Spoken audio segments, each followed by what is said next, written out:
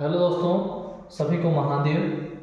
आज हम पढ़ेंगे जातकालंकार के संज्ञाध्याय का 11वां श्लोक। और इस श्लोक क्या कहता है? ये कहता है ग्रह दृष्टि विचार। क्या कहता है? ग्रह दृष्टि विचार। जो ग्रहों की दृष्टि है वो क्या होती है और कैसे देखते हैं। क्योंकि हम भी अगर किसी स्थान पर बैठे होते हैं तो हम लोग का भी एक, जैसे मान लीजिए हम यहाँ बैठे हैं तो हम भी एक निश्चित दूरी तक ही देख सकते हैं, ज़्यादा दूरी तक नहीं देख सकते हैं।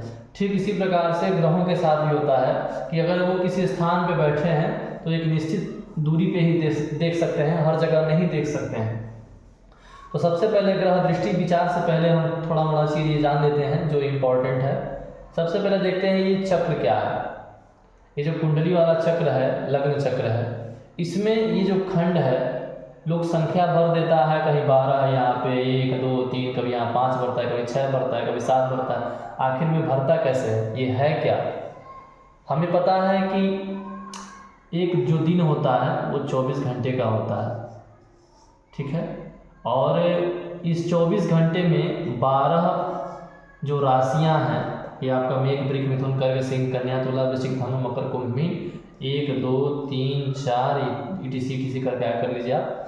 ये जो 12 राशियां हैं ये जब एक दिन में ये आती हैं, यानी कि ये 12 राशियां लग्न के रूप में हर एक दिन बार बार आती हैं, ठीक है। उसका अलग एक प्रक्रिया है। फिलहाल में जानिए कि पूरे दिन में या पूरी रात में ये 12 राशियां होती ही हैं और उसे हम लग्न कहते हैं। यानी कि जो लग्न होता है वो हमेशा चलता रहता है। ठीक मान लीजिए किसी जातक का जन्म दिन में 12 बजे होता है और उस समय जो लग्न है, मान लीजिए कर्क लग्न है। कौन सा लग्न है? कर्क लग्न है। इसका मतलब कि जब दिन में जन्म हुआ है, कर्क लग्न है, इसे हम लग्न कहते हैं। तो यहाँ पे हम लिखेंगे 4, क्योंकि जातक का जन्म हुआ है कर्क लग्न में 5 6 7 8 9 10 11 12 1 2 और 3, ये हो गया। तो ये भाव ऐसे बनते हैं और उन 12 भाव होते हैं और 12 भाव में ये राशियां होती हैं। ये आप सिंपल सी जान गया। अब आगे हम चलते हैं ग्रह दृष्टि विचार पे। तो जातकालंकार में लिखा एक श्लोक है, 11वां श्लोक, तृतीय दशमे ग्रहो नव पंचमेष्टाम मुनि। ये काफ़ी लंबा श्लोक है और एक अलग तरीके से है। तो सबसे आसान आप लोगों के लिए हम लघु पाराशरी का एक श्लोक है कि पश्यन्ति सप्तमं सर्वे शनिजीव कुजादयः। पश्यन्ति सप्तमं सर्वे, क्या कह रहा है? पश्यन्ति सप्तमं सर्वे शनिजीव कुजादयः। शनि जीव कुजादयः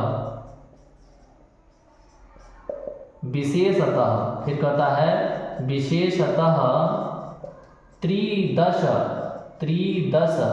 त्रिकोण।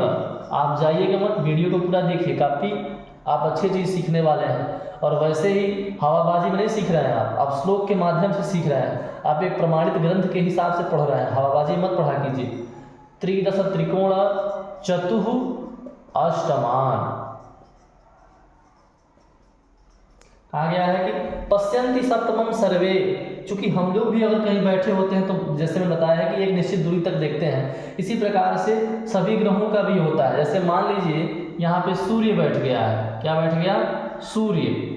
हमने बोला है कि पश्यन्ति, देखते हैं, सप्तमम, सातवें ग्रह को, मतलब 7वें स्थान को, सर्वे ग्रहाः, जो सभी ग्रह होते हैं अपने स्थान से 7वें स्थान को पूर्ण दृष्टि से देखते हैं। और पूर्ण दृष्टि कहने का अभिप्राय क्या है? जैसे इन लोगों का भी एक अलग अलग चलता है, प्रथम पाद, द्वितीय पाद और तृतीय पाद और चतुर्थ पाद। तो जो होता है पूर्ण दृष्टि मतलब तो चतुर्थ, यानी कि पूरा नज़र उन लोगों के सामने होता है और पूरी अच्छी तरह से उसको देखते हैं। तो सप्तमम यानी कि 1 2 3 4 5 6 7, यानी कि यहाँ पे इस स्थान को जो सूर्य हैं पूर्ण दृष्टि से देख रहे हैं। और जो सूर्य पूर्ण दृष्टि से देख रहे हैं ये मकर है। शनि जीवो मीन धन, शनि यानी मकर है, यानी कि इसका स्वामी शनि है और शनि सूर्य के शत्रु हैं। तो जाहिर सी बात है ये विपरीत प्रभाव डालेंगे। यानी कि फलादेश के लिए हम ग्रह दृष्टि विचार करते हैं। क्योंकि मान लीजिए शनि अच्छी स्थिति में या बुरी स्थिति में जो भी हैं, सूर्य अगर इसको देख रहा है, अच्छी स्थिति में भी है और सूर्य उसको देख रहा है नज़र गड़ा के, या उसको ही देख रहा है बस, तो जाहिर सी बात है जब शत्रु के घर को देखेगा तो नुकसान ही देगा, अच्छा फल नहीं देगा।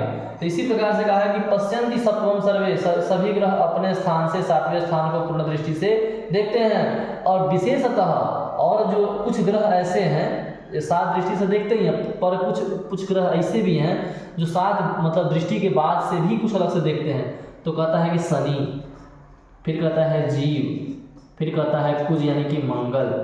शनि यानी कहता है कि त्रिदश, 3 और 10, फिर कहता है त्रिकोण 6 और 9, और कुज चतुः और अष्ट 4 और 8, ये मंगल हो गया।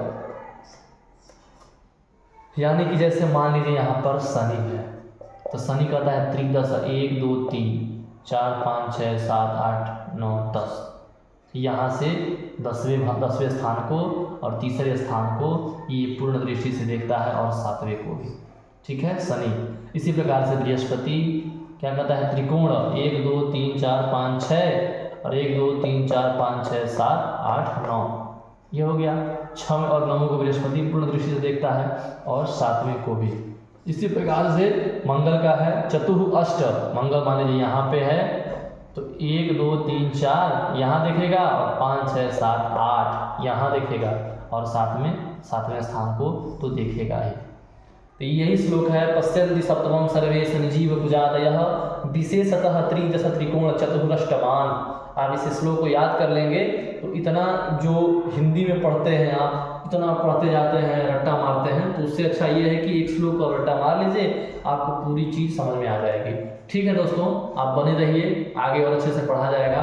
क्योंकि इस तरह पढ़ने से क्या होता है कि प्रमाणित ग्रंथ के हिसाब से पढ़ते हैं तो आपका जो ज्योतिष होता है एक सार्थक होता है। आप कहीं सभा में बैठते हैं, किसी को बताते भी हैं, तो लोग समझते हैं कि हाँ ये किसी गुरु परंपरा से पढ़ के आया है। वैसे हवाबाजी में बोलेंगे तो लोग कम ही विश्वास करते हैं। ठीक है दोस्तों, महादेव।